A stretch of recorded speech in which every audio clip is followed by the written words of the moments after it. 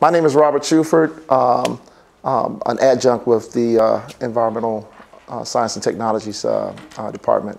And we'll be talking a little bit about a tropical ecology course that's offered in the summer of 2013.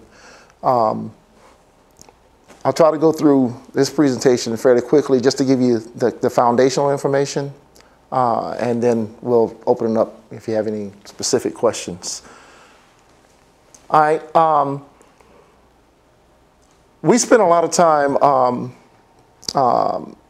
in our various courses, not really thinking about how things go on in other countries and other environments. So this particular course is actually going to give us a chance to get away from South Florida as a whole and get into a region that, a lot of times you just hear about, but you really never really get to see environmental changes that are going on in other countries, particularly Costa Rica. And Costa Rica, of course, is one of the few countries that's really working on trying to get a net zero carbon footprint. So this course is ideal in that regard. It gives you a totally different perspective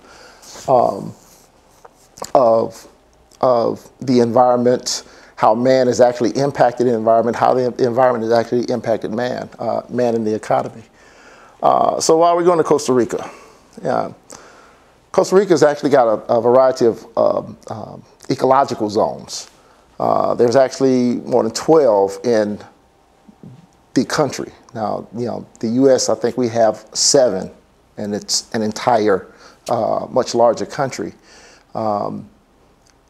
Costa Rica also actually have about 5% of all of the animals in the world. I mean, the plants, invertebrates, vertebrates, they're concentrated in this small region, which gives it a very high diversity, and it gives it a unique characteristic. We're talking pretty much 9,000 species of plants in a small region. Got about 112 volcano craters, either active or non-active. So it's actually got a very unique geological footprint. And in addition to that, there's no other country in the world that has devoted so much of its time and its resources to protecting the environment. Right? So that in and of itself gives us at least some motivation. Now, what's really interesting about Costa Rica is there are times you're just strolling along and you see things, but you don't really realize what you see. For instance, this picture here. We were cruising through a canal and saw a stump sticking up out of the canal with a lot of activity on it. But if you actually examine it a little bit closer, that same stump has actually got bats that are actually perching for the evening on it. So those are the kind of things that you see that you rarely see here in South Florida. That's, I think, it's worth its weight in gold. That's the educational opportunity. So what are we going to do for this course? This course is going to be, we're going to spend a week or so in Costa Rica, but prior to that, we have to spend a few nights or a few sessions actually talking about Costa Rica, talking about the general concepts of ecology, and then specifically the tropical ecology of a rainforest, or actually of a series of coastal ecological systems. You, as a student, will have an opportunity to do assessments. We do a variety of bioassessments in the rainforest, gallery forest, cloud forests, and you actually have an opportunity to kind of compare these regions and look at the impact of humans on these regions for differences. So that in of itself gives you some additional tools in the field, in the environmental field, that you can actually use as you pursue your various careers. A large portion of our time is going to be spent in 3 general regions. We spend time in a couple of the national parks. Braulio Carrillo National Park, which is actually a gallery forest that is, I'm sorry, a cloud forest. It's actually a preserved area that the government specifically preserved because there was a highway development that was coming through the region. And anytime we build highways or any kind of freeways, you know, we destroy the environment. Well, they actually say, well, hey, you know, let's preserve this region as this major highway comes through. So that you have this beautiful cloud forest that that has kind of been preserved, even though there's a highway that kind of runs through through its center. We'll also visit Tortuguero. Tortuguero in Spanish means turtle. So we're going to visit, call it the land of turtles. It's also a national park that Archie Carr, and you guys, if you haven't learned about Archie Carr, you will, spent a lot of his early career doing research in turtles in this region. So he's got a major input in it.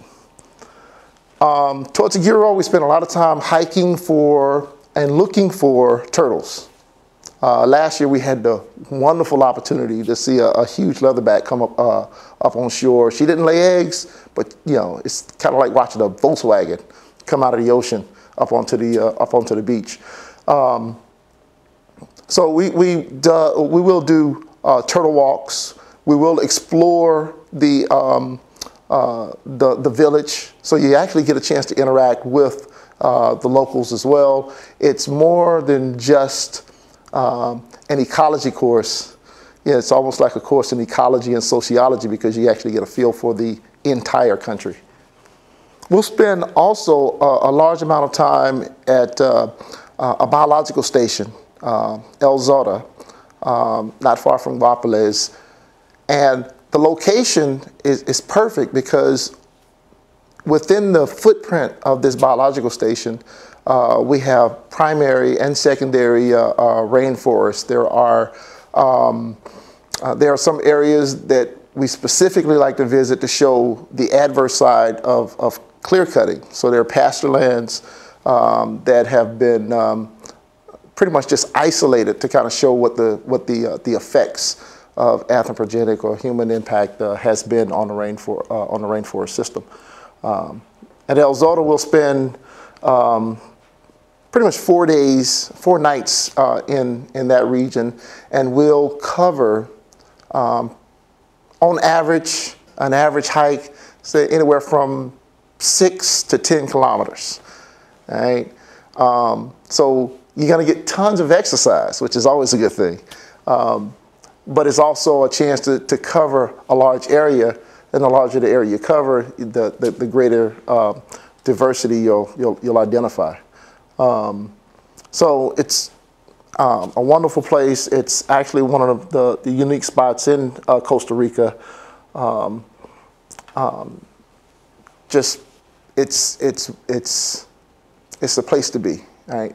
Now, what we'll be doing, like I mentioned earlier, we have a variety of field activities. Now, field activities means we'll be doing a variety of surveys through the forest. We'll be doing surveys in pasture lands, comparing those regions. We'll also spend a lot of time, and this is actually it's almost like a bonus onto the trip. One of the facilitators is a primate ethologist. And so during this time, you actually learn a lot about the ecology of, howler monkeys and chaputans and, a lot of the primates that are in the region. So it's actually more information that you don't typically expect to get. It's just, like I said, it's a bonus. And we've actually had a group of students, they're so interested in what they're seeing, a lot of times they'll get together and they actually make their own little small groups and do small surveys during various times of day, because, you know, like humans, animals have times when they're very active and times when they're not so active. And if you're doing any kind of observations, you kind of want to, you know, pair your time up with their active time. So the opportunities for surveys are limitless. The only thing we just require that you go as a group, you know, because you are still in a forest, in a wild situation. You know. Other activities, like I said, we spend time on in some pasture lands, kind of looking at how there are some, you know, banana plantations in the region. There are some small cattle farms in the region, which are areas that are usually the result of these clear-cut areas. Once the trees are gone, you know, for the most part, the only thing the land is good for is trying to raise cattle or, you know, some type of crop. But you also get we also, like I said, interact with the local community. I mean, last year we played soccer with a small group of guys that apparently work all day. And at the end of the day, when you're just dog tired and you know, just want to fall to bed, these guys get, you know, they go out on the field and just start playing soccer. So it's a very different lifestyle. It really helps you to realize that here in America, we have a very different way of doing things. We have a very different lifestyle than others who play in the evenings after they've worked long and hard all day. And you also build a lot of camaraderie. Now, granted, this course only allows for 12 students, but in that span of the semester, the 6 weeks of the semester, that group of students actually become like a small family. So it is a tool for promoting camaraderie among your peers, as well as learning a variety of about another country as a unit. You share with each other, you grow with each other. So it's definitely a unique course. Now there are going to be some requirements that the school has placed on us. I mean, you'll have to get passports. There's insurance requirements. There's a variety of forms that has to be filled out. All of those will be delivered in the form of a packet, and further information regarding that comes as you actually get a packet delivered to you.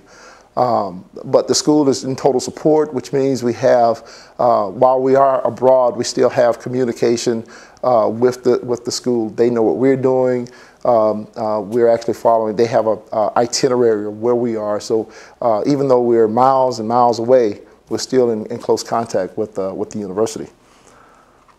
Okay, and I mean, I put this slide up for a few, you know, safety components. You know, I tell people often, you know, when you're actually in a forest, where you walk can be a matter of life or death. So being aware of your surroundings is very important. We spend some time. We actually do some canopy tours. And for those who don't realize what canopy tours are, it's pretty much some zip lining through the tops of of some of the regions.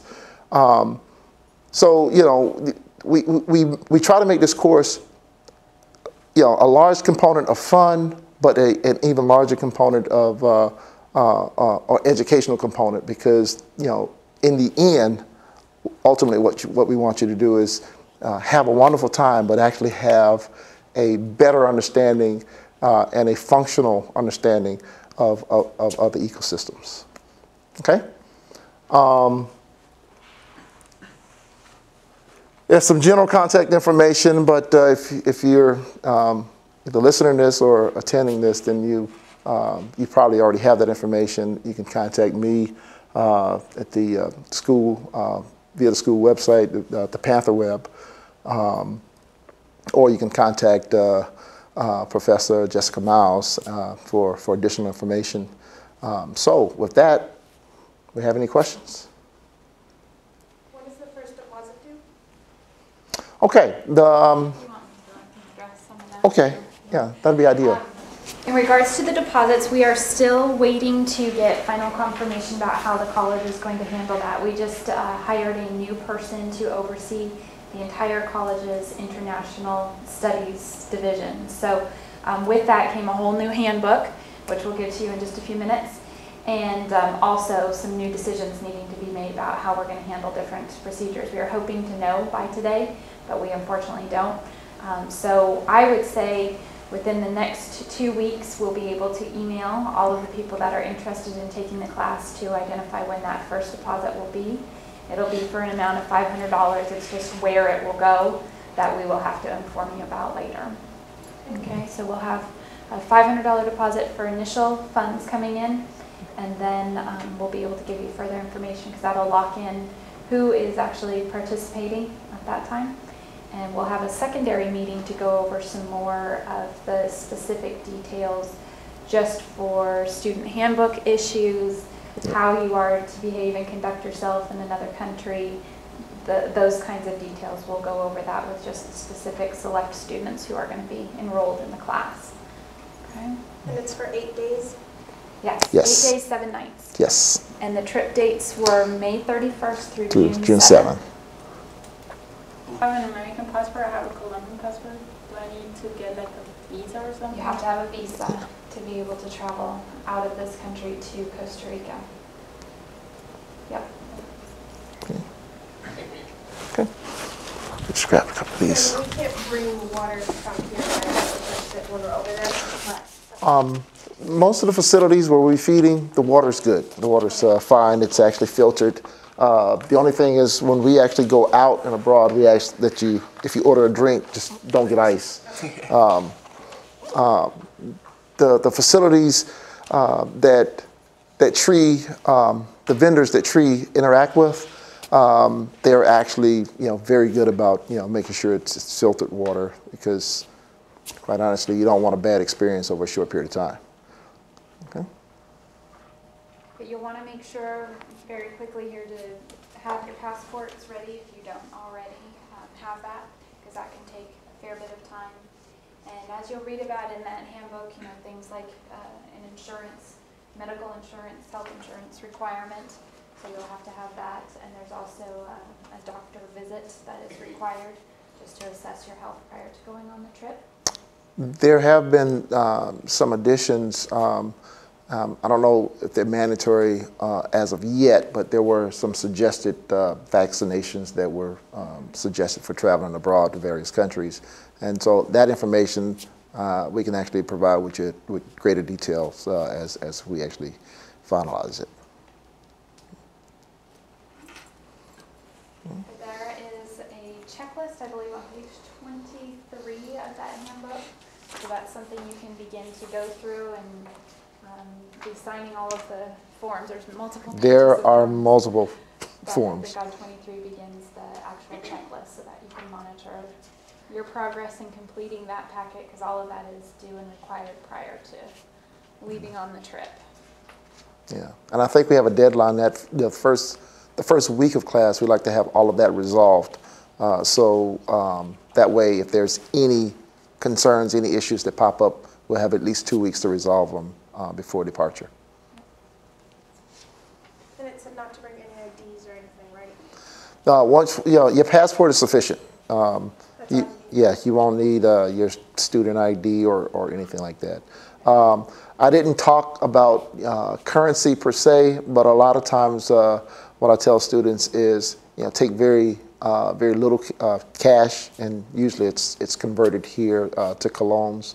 But for the most part, your debit card, which actually has a Visa logo, is probably the easiest way to make purchases, because it actually does the conversions, and you don't have to worry about the potential for additional theft, and actually, it just makes life a whole lot easier.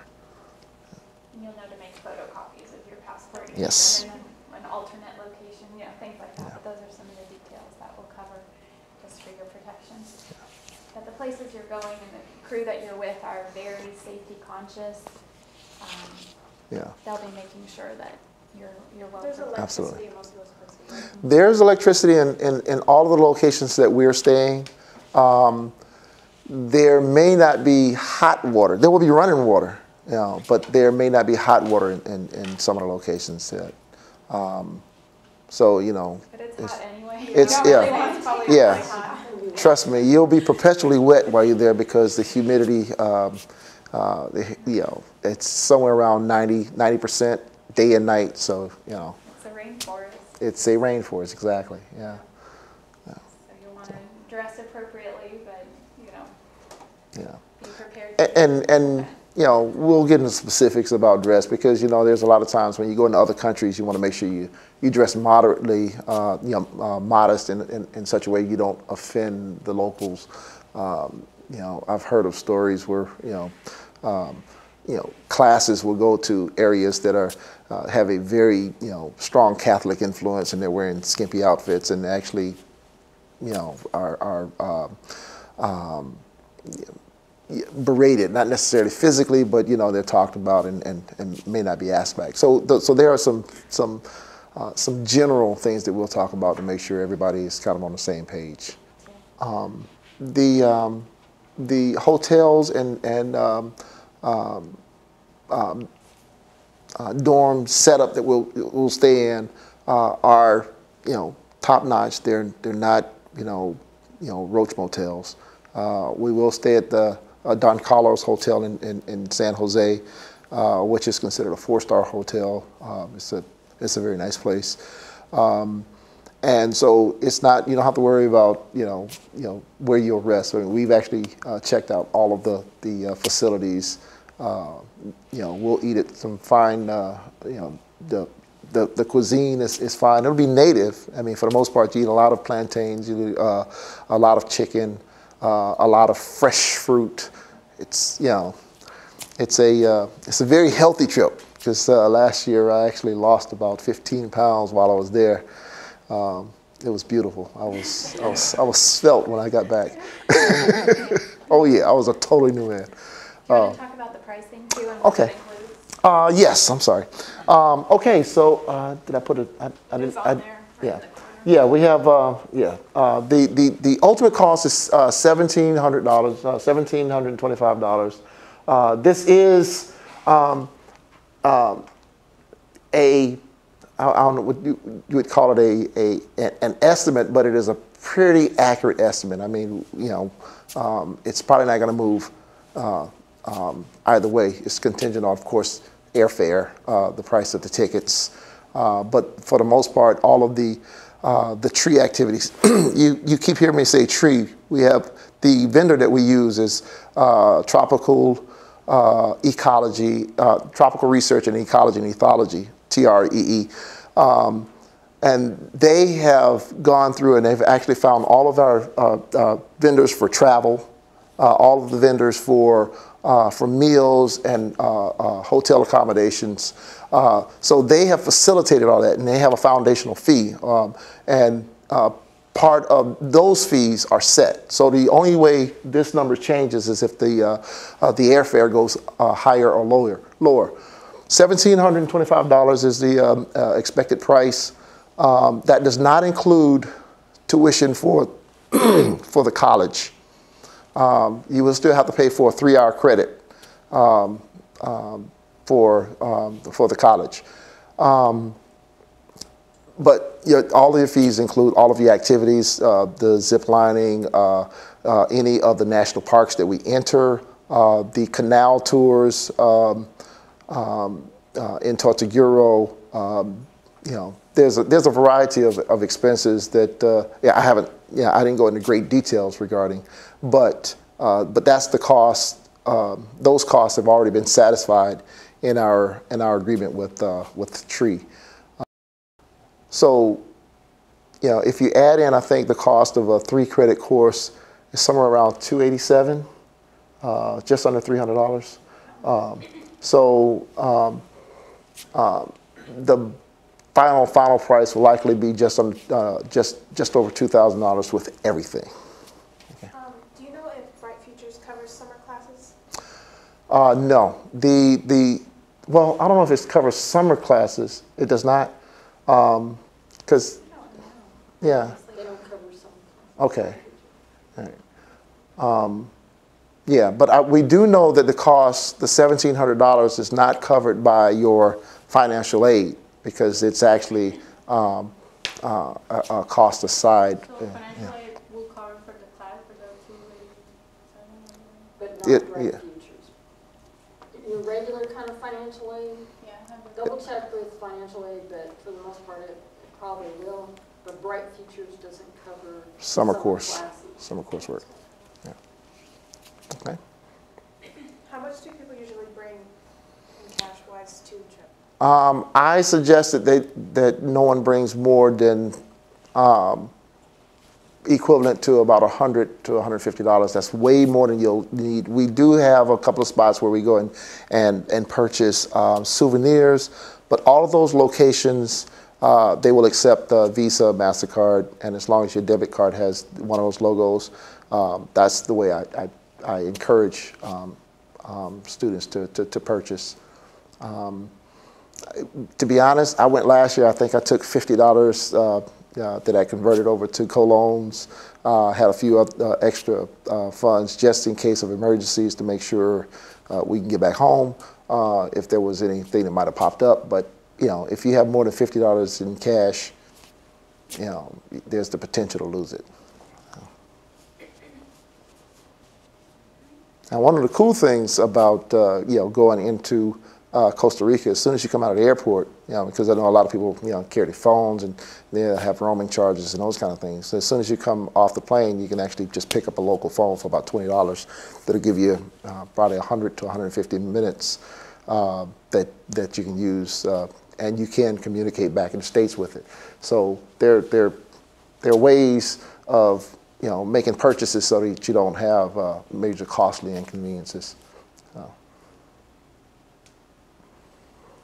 Anything else?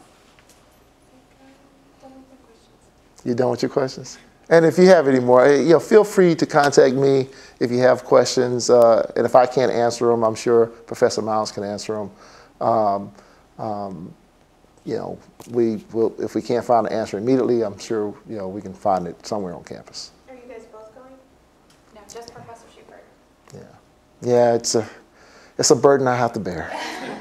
And then my information is on the inside front cover. You'll turn in your packet of papers, all your application back to me, and I'm right over here in the SC building in 130. And I need to have those as soon as you get everything completed. But I promise to email everybody as soon as I've got the deposit location information, okay? Mm-hmm. Thank you for coming. Right. And share with your friends the information. Have them shoot you know, me an email or Professor Miles an email, and you know, if they are interested, to make sure that we've given an opportunity to everybody that has an interest.